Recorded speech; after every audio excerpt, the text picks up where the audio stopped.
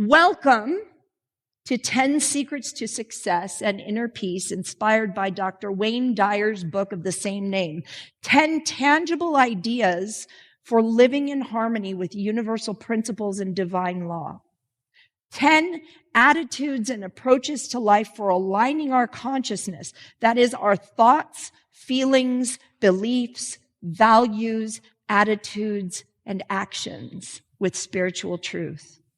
So far in this series, we've talked about having a mind that is open at the top. That was secret number 1. Think outside the box and be open to the good. We've looked at the wisdom of not dying with our music still in us, of singing that wonderful, beautiful, God-given song that is placed within our souls and letting it shine forth into the world. We've explained why we can't give away what we don't have. That's a big concept, right? So you can't give away love if you can't love. You can't give away peace if you can't find peace. So that is part of what we looked at. We have accepted that we can give up our personal history. That was last week. And we have understood that we can't, what? Can't remember? It was just last week. We can't solve a problem without the mind that created it. This stuff is simple, and yet it's tough. All the sacred cows are dropping by the wayside. You may even feel like Dyer and I are meddling in your life in places we don't belong, huh? Such as the young man who visited his priest for confession after being absent for a long time. The priest had finished hearing the young man's confession and was considering this man's penitence. "Are you sure you're going to try and set aside all sin?" "Yes, Father, I certainly am going to try," replied the man. "In fact, I hereby resolve to double my efforts." "And you're going to attend Mass regularly, my son?" the priest went on. "Yes, Father. I realize I've strayed. I shall both worship and confess every week." "And how about your debts and all those people you've cheated?" inquired the priest. "Now, wait just a minute, Father," said the man. "Now you're talking about business, not religion." If you think we've meddled so far, wait until today. So how are we going to meddle today? With the next 2 secrets, according to Dyer. The first one for the morning is secret 7. It's entitled, "There Are No Justified Resentments." But wait a minute, you might be thinking, I have the right to be upset because of the way I've been treated.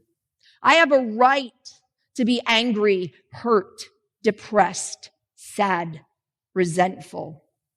If only you knew what I've been through, if only you knew how I've been treated, you'd understand. You may have a right, but making the choice to not think that way found its way on Dyer's list of top 10 secrets for living a life of inner peace, success, and happiness. So let's explore it. He uses an analogy for this secret, using the TV program Who Wants to Be a Millionaire. We all are familiar with it. If a contestant answers 15 multiple choice questions correctly, he or she wins $1 million. Starting with a $100 question, the person in the hot seat answers 5 questions. Each time a question is answered correctly, the money doubles. So in 5 questions, they reach the $1,000 level. If the contestant doesn't answer all 5 questions correctly, he or she leaves with nothing. But if the contestant does answer all 5 correctly, that $1,000 is guaranteed no matter what else happens. Then the next 5 questions are more difficult. So if the contestant answers the next 5 questions correctly, and by doubling the amount every time, he or she reaches the $32,000 level. And if this level is reached, then the $32,000 is guaranteed no matter what else happens. And finally, there are 5 more increasingly difficult questions, which, if answered correctly, will result in $1 million. So there are 3 crucial levels to attain. There's the $1,000 level, achieved by answering 5 relatively simple questions. The $32,000 level, which involves 5 increasingly difficult questions. And then the grand finale, the 1 million, if the next 5 much more difficult questions are answered. We might say that these levels can serve as analogies to the levels we must achieve in order to reach what we're going to call $1 million level of awareness. That level of spiritual awareness where resentments cannot live, but where success and inner peace abide always. So let's look at the 3 levels. You have the $1,000 level of awareness. That $1,000 level is one in which we learn to leave blame behind. If we don't learn this, we go home with nothing. What does relinquishing blame mean? It means never assigning responsibility to another for what we are experiencing. It means that we are willing to say, I may not understand why I have this illness or why I had this accident or why this happened to me or why you're acting like such a jerk or why whatever, but I'm willing to take full responsibility for my life and its outcomes. Why do this? It seems obvious, but it's worth discussing for a moment. When we take responsibility for the events in our lives, we then can take responsibility for changing them or learning from them and moving on. Does that make sense? Okay, if we place blame on another person for what is happening, then we have to wait for them to change before we can recover or move ahead. For example, if your behavior makes me feel threatened in some way, or if your behavior gives me a stress headache, then you have to change before I can feel safe. Or you have to change before my headache goes away. And as much as I would like to think that everyone will change, that may not in fact happen in an individual circumstance. So at the $1,000 level, blame has to go. If it doesn't, 2 things will happen. 1, we'll go home with nothing. And 2, we're unable to move to the next level. The $1,000 level of awareness leading to success and inner peace is to let go of blame. If you can do even this, you'll take away a prize in a big way. But if you want to go for the even bigger prize, shoot for the next level. That's the $32,000 level. That is the level at which we live from a place where our automatic response is to not be resentful about anything and choosing to forgive everything. Let me say that again. This is really important. The $32,000 level is the level at which we permanently say, I will not be resentful about anything and I will forgive everything. The foundation of virtually all spiritual practice is the concept of forgiveness. And this concept appears here at that $32,000 level. The master teacher, Jesus, not only taught us about forgiveness, but actually lived what he taught during his own agony and death. Father, forgive them, for they know not what they do. The first word. Does all of this mean we can't have preferences and opinions? No. If we have an opinion, then we express ourselves clearly and sincerely, and then we release it and let it go. And I'm going to put a caveat on that. We express our opinion when it is necessary. Because a lot of times opinions stir up stuff that didn't need to be brought up. Making peace with someone else's opinion and letting them have it, there's power in that because you're not assuming the upset. Doing the slow burn of resentment is not releasing it. That $32,000 level requires us to forgive every single person in our lives who ever harmed us, cheated us, defamed us, abandoned us, etc. And let's not get forgiveness confused with encouraging relationships. You can forgive someone's impact on your life and still know that it is not healthy to continue a relationship with that person. Okay? So when I say it is important to forgive, you let them be free of emotional attachment. You no longer hold their offense against them. They have to live with it, not you. And they can live with it over there, and it's okay. So spiritually, why must we practice forgiveness? Unforgiveness and resentments are like a dam inside of us, blocking the flow of that infinite energy of life. There's an old Chinese proverb, if you're going to pursue revenge, you must dig 2 graves. It's because your resentment will destroy you. Or you might think of it like this. When we receive a snake bite, it's not the bite that harms. It's the poison and the venom. Unforgiveness and resentment are like the venom that pours through our systems and poison us long after the perceived pain of the snake bite.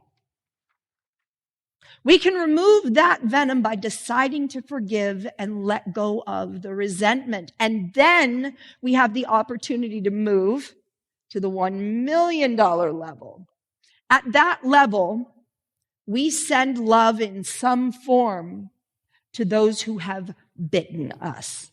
In order to move into the highest levels of thought and being, in order to move into the realm of self-actualization and higher consciousness, we must first relinquish all blame, next release all resentment and forgive, and then be willing to radiate love, joy, peace, kindness as our response to whatever comes our way. And we thought the first 2 levels were a challenge, right? At this level, coming from a place of love is more important than being right.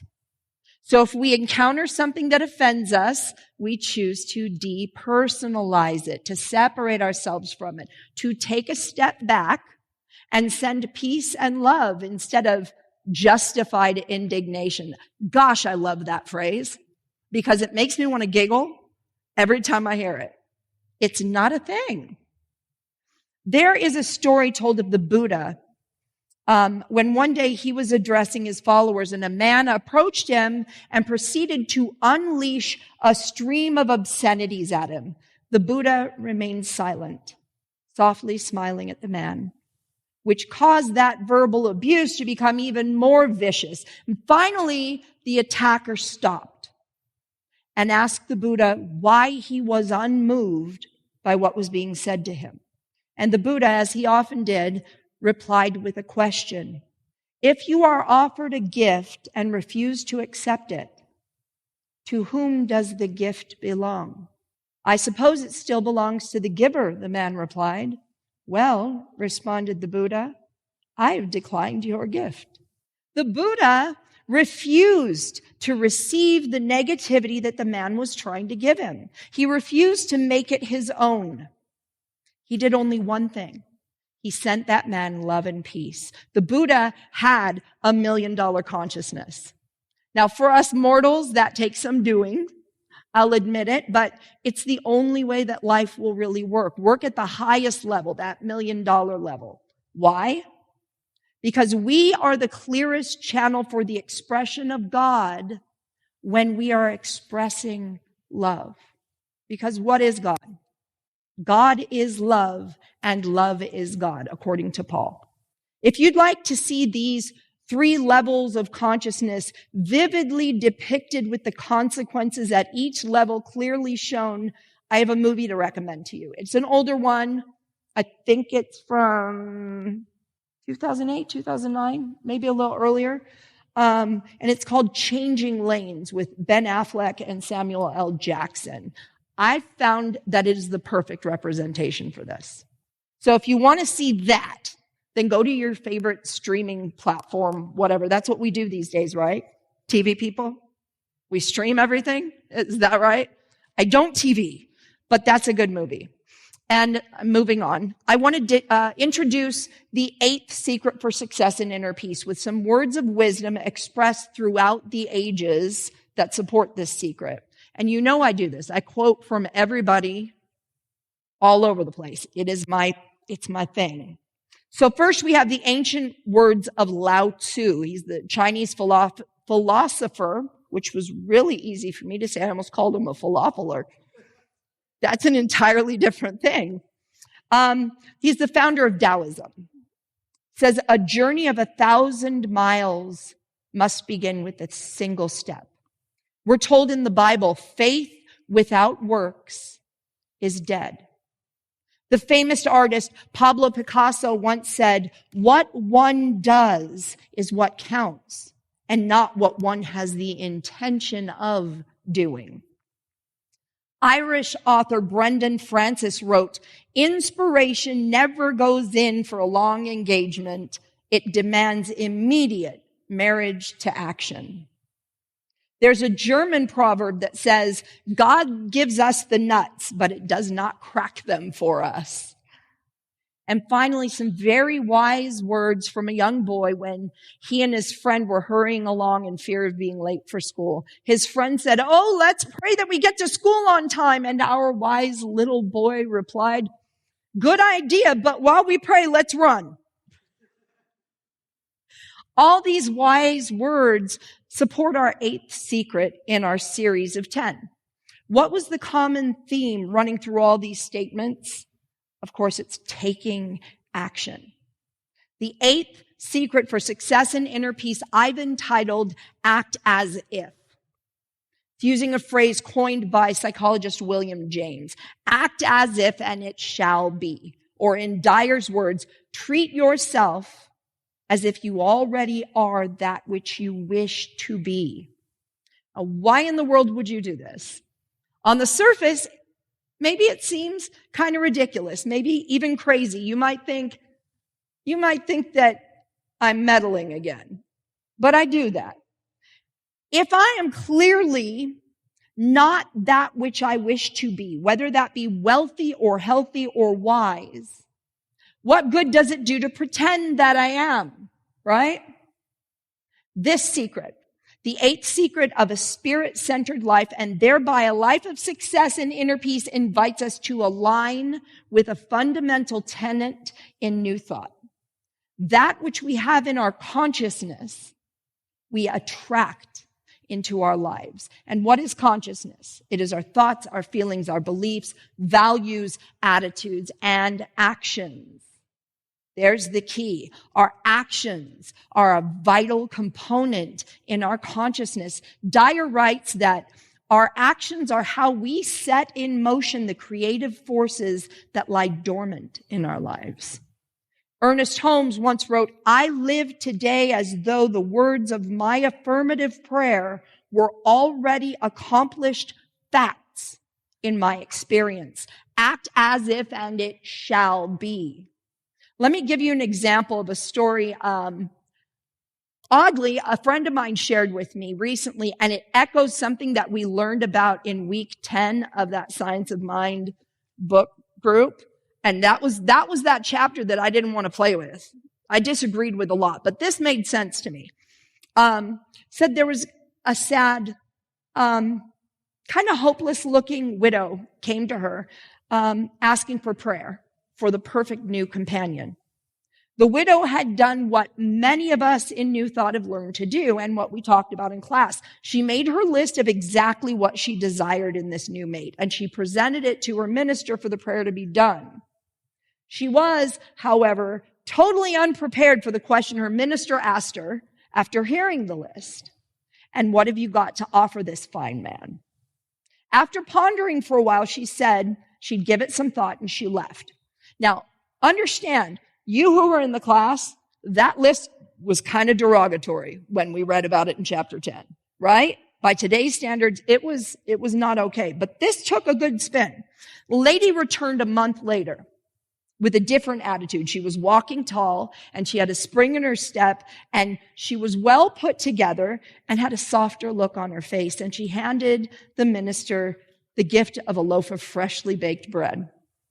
And she told the minister, I'd like to make a comfortable home for my husband to be and be the kind of wife he's dreaming of. So I've begun to practice. It says, as you might expect, it was only a very short time before she met Mr. Right. The universe could do nothing but create that for which she had prepared. That's the key. I want to be the kind of wife they're dreaming of. Isn't that an interesting spin on that chapter 10? Because that was not my original takeaway from that. So I appreciated this story. Treat yourself as though you already are what you wish to be. By having the courage to declare yourself as already being where you want to be and following it with action, you, in essence, put the universe on notice, right? This concept can be applied to any areas of life. At any moment, you can make a silent agreement between you and God.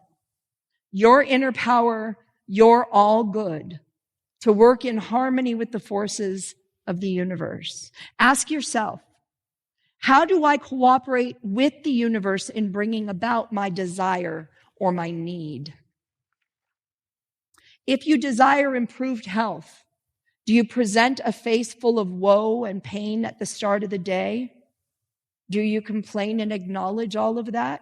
Or do you give thanks for being alive and for the physical resources you do have?